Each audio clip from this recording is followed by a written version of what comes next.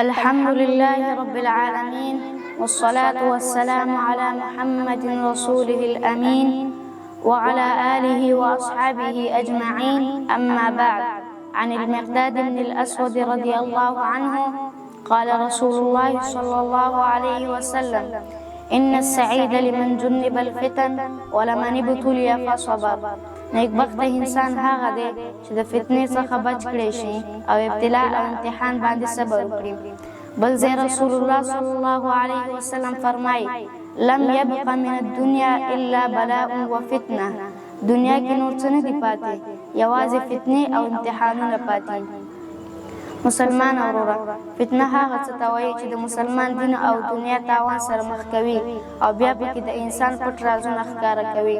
په دې زمانه کې ترقۍ او د ټکنالوژۍ د وسایلو څخه بعضې خلکو ته فتنه جوړه شوې، لکه انټرنیټ او د هغې سره تړلي شوي پروګرامونه، واتساپ، فیسبوک، یوټیوب، ګوګل، ټیک ټاک وغیره.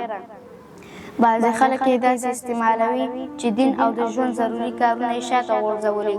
دا صحیح ده چې په انټرنیټ باندې ډېر دعوتي او نیک کارونه سرته رسول دي، خو که دغه انټرنیټ موږ شپې تر ناوخته استعمال کړو او بیا د سهار له جمعې ویده پاتې شو، نو له دې ترقۍ موږ داسې فتنه جوړه کړه چې له ډېر خیر مو ځان محروم کړو او د الله عذاب ته مو ځان مخ کړ. کله ناکله خو ځینو ځوانانو او هلکانو ته قسمه قسمه ګناهانو او ګمراهیو سبب شي، بلکې د ګناه سره نفسي، اجتماعي، بدني، روحي مرضونه واخته شي.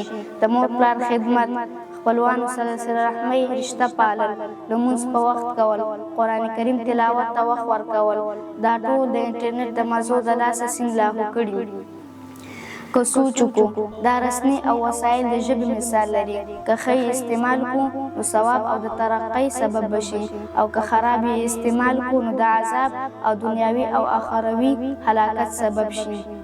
مسلمان وروره، هوښیار اوسه، هسې نه چې د انټرنیټ د وجې خپل دنیا تباه کړې، خپل دین او دنیا تباه کړې او خپل رب د ځانه ناراضه کړې.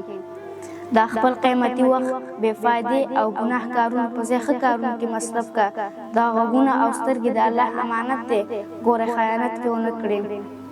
الله رب العالمین دې موږ او تاسو ته توفیق راکړي چې دا سوشل میډیا او انټرنیټ والا اسباب په خیر کې استعمال کړو او له شره یې ځان وساتو. والسلام علیکم ورحمة الله وبرکاته. ستاسو د نیکو دعاګانو په هیله، یاسر بن بختیار.